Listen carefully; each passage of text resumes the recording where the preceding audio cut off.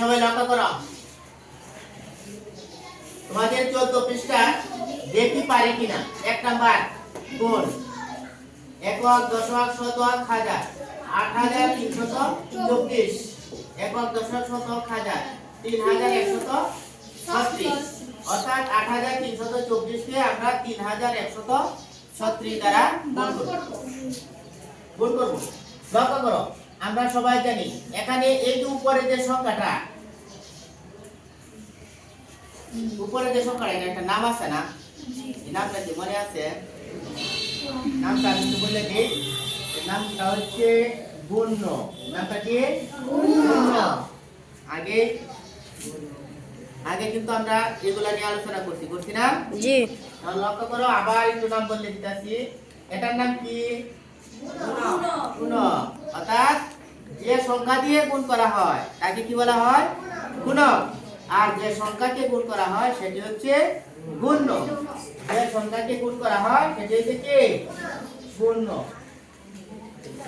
আর এটা দ্বারা আমরা নাম কি? গুণক। অর্থাৎ গুণ্যকে গুণক দ্বারা গুণ করলে আমরা এটা কি পাবো? গুণফল পাবো। এটা আমরা এখন বের করব। ঠিক আছে? জি। এখন লক্ষ্য করে সবাই, প্রথমে এককের ঘরে এই যে নিচের যে এককের ঘরের যে কি অঙ্কটা, এটা দিয়ে আমরা উপরে কে প্রত্যেকটা অঙ্ককে আমরা কি করব? গুণ করব। গুণ করে আমরা এই খালি করে আমরা কি করব? বসাবো। এখন লক্ষ্য করো, এখানে 6, এখানে 4, 6 দ্বারা যদি আমরা 4 কে গুণ করি তাহলে 6 এর নামতা 4 বার বলা লাগবে, নয়তো 4 এর নামতা 6 বার বলা লাগবে। ঠিক আছে? নামতা আমরা জানি না, তাহলে আমরা ভরটা সবসময় করার চেষ্টা করি। কারণ 4 এটা বললে 6 বার বলা লাগবে, 6 এটা বললে 4 বার বলা লাগবে। আমরা সহজ কোনটা? 6 এটা। তাহলে 6 এর নামতা যদি আমরা 4 বার বলি, তাই 6 1 গুণে 6, 6 2 গুণে 12, 6 3 গুণে 18, 6 4 গুণে কত? 24। আমরা জানি 24 কেমনে লেখে? 2 10 4 24। এককের ঘরের অঙ্কটা কোথায় বসাতে হবে? এখানে। অর্থাৎ হইলো কত? দশকের অঙ্কটা সবসময় থাকবে। পরবর্তী দশকের ঘরের যে অঙ্ক আছে এটার সাথে গুণ করে আমরা কি করব? যোগ করে আমরা এখানে বসাবো। তাহলে অঙ্ক করো, তাহলে হইলো কত? 2। 6 দ্বারা 2 কে গুণ করব। এখন কত নামতা বলবো? 6 এর না 2 এর? 6 এর নামতা যদি বলি তাহলে কয়বার? 2 বার। 6 1 গুণে 6, 6 2 গুণে কত? 12। 6 2 গুণে 12। আর আগের ছিল কত? 2। 14। আমরা সবসময় মাথায় রাখবো। 14 লিখতে গেলে কি প্রথম 14 লিখতে গেলে কি 1 10 14 না? সবসময় মাথা মনে রাখবা যে এককের ঘরে অঙ্ক আছে এখানে বসবে। তাহলে কি এই দশকের ঘরে অঙ্কটা কি থাকবে? হাতে থাকবে। হাতে কোনো শব্দ নাই, আমরা মাথায় রাখবো যে দশকের অঙ্ক ঘরের অঙ্কটা ঠিক থাকবে। আমাদের কি পরবর্তীতে এই ঘরের সাথে আমরা গুণ করে যোগ করে বসাবো সব সময়। ঠিক আছে? 6 কে 3 এ গুণ করলে 6 3 গুণে কত? 18। আর আগের কত ছিল? 1। 18 আর 1 19। 18 আর 1 19 এর 9। আর 1 যে রইল এটা আমরা মাথায় রাখবো যে 1 রইল আমার। তাহলে 6 দিয়ে 18 এ গুণ করলে এখন 8 এর নামতা নয়তো 6 এর নামতা। এখন আমরা 8 যেহেতু বড় 6 যেহেতু ছোট 8 এর নামতাই বলি। এখন একটা কি আর বলার প্রয়োজন নাই, আমরা তো ক্লাস 5 এ পড়ি, আমরা একটু বেশি জানি না, 5 এর নামতাগুলো জানি না। আমরা একটু উপরটাকে বলবো, যেমন 5 8 গুণে 40, 6 8 গুণে 48। আর আগে ছিল কত? 1। 48 আর 1 কত? 49। কত? 49। লক্ষ্য করো 49 সে 9 নিয়মে আমার লেখা লাগে আগে যেভাবে লিখে আসছি, কিন্তু এখানে কি 8 এর পরে আর কোনো অঙ্ক আছে? নাই। যেহেতু নাই এজন্য আমরা 49 সম্পূর্ণটা লিখে দেব। তাহলে 49 কত কত? 4 10 9। এখন কি বুঝতে পারছো? জি। সবাই বুঝতে পারছো? জি। তাহলে এককের ঘরের কাজ শেষ হলো। এখন আমরা কি করব? দশকের ঘরে এককের ঘরে কাজ শেষ, এজন্য এককের ঘরে নিচে একটা শূন্য দিব।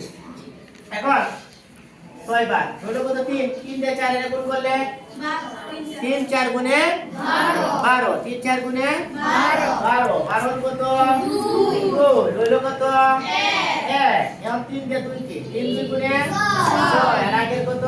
1।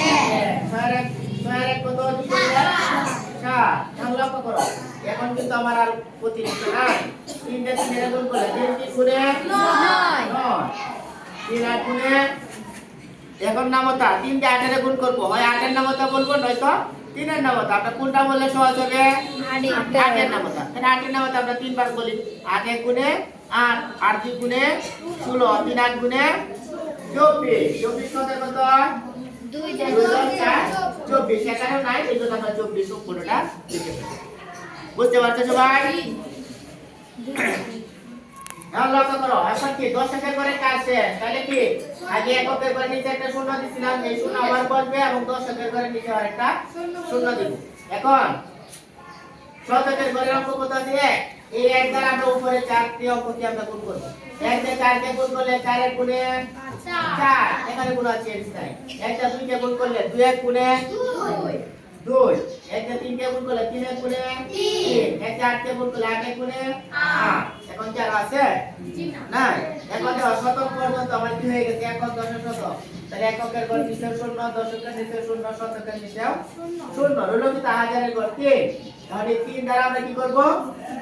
গুণ করে দেব উপরে 4 টা অঙ্ককে। 3 দিয়ে 4 কে গুণ করলে কার নামতা বলবো? 4 এর নামতা। 4 এর নামতা 3 বার বললে 4 3 গুণে কত? 12 কত? 2, রইল কত? 1। এখন 3 দিয়ে 2 কে গুণ করব। 3 2 গুণে 6, আগে ছিল কত? 1, 6 আর 1 কত? 4। আল্লাহ কত? 3 দিয়ে 3 কে গুণ করব। 3 3 গুণে 9, 3 দিয়ে 8 কে গুণ করব। 3 8 গুণে 3 8 গুণে কত? 24, 24 আর আসতে পারবে না, এখানে এখন গুণের ক্ষেত্রে আমাদের এখন গুণ করার কাজ শেষ না। নিচের 4টা দ্বারা আমরা কি করে ফেলেছি? গুণ করে ফেলেছি। ঠিক আছে, এখন আমার কাজ কি? গুণ করার পরে কি করতে হয়? যোগ করতে হয়। এখান থেকে এই পর্যন্ত আমরা কি করব? যোগ করে এই করে বসাবো। সবাই লক্ষ্য করো, 4 নিচে আছে 0, 4 এর সাথে 0 যোগ করলে 4। এখন লক্ষ্য করো, এখানে 4 এখানে 2, 4 আর 2 কত? 6, 6 আর 0 0 6। ঠিক আছে, এখন লক্ষ্য করো, এখানে 9 এখানে 7, 9 আর 7 কত? 9 10 11 12 13 14 15 16, 9 আর 7 16, 16 আর 4 20, 20 আর কত লিখবো আমরা? 0। রইল কত? 2, 2 আর 9 কিংবা নিচ থেকে গেলেও হবে, উপর থেকে গেলেও হবে। যেমন 2 আর 2 কি করব? 2 আর 2 কত? 4, 4 আর 2 6, 6 আর 9 15, 15 আর 9 24, 24 এর কত? 4, হলো কত? 2। এখন যদি বলো এটা যোগ করে এদিকে আসবে চলবো, এখানে যোগ করে এদিকে যাও তাও চলবো। তাহলে আমি নিচে বলি 7 আর 2 কত? 9, 9 আর 3 12, 12 আর 4 16, 16 আর 4 20। এখানে যোগ করে দিলাম আমরা 20 এর 0, হলো কত? 2, 2 আর 9 11, 11 আর 8 19, 19 আর 2 21 এর 1, হলো কত? 2। এখন এই 2 আর 2 4 এর সাথে 2 আর 4 6 আর 2 2। এই যে লক্ষ্য করো, আমরা এই গুণকে গুণক দ্বারা গুণ করলে আমরা একটা গুণফল পেলাম। তাহলে এটার নাম কি? গুণফল। বুঝতে পারছো সবাই? জি। কোনো সমস্যা আছে? জি না। কোনো সমস্যা আছে নি? জি না। আমরা আগে অনেক গুণ করছি, ঠিক আছে? জি। এখন আজকে আমরা আরেকটা গুণ কি করলাম? আলোচনা করলাম। এখন তো কারো সমস্যা নাই? জি না। এই ধরনের গুণ পারা দেব? জি জি। আচ্ছা।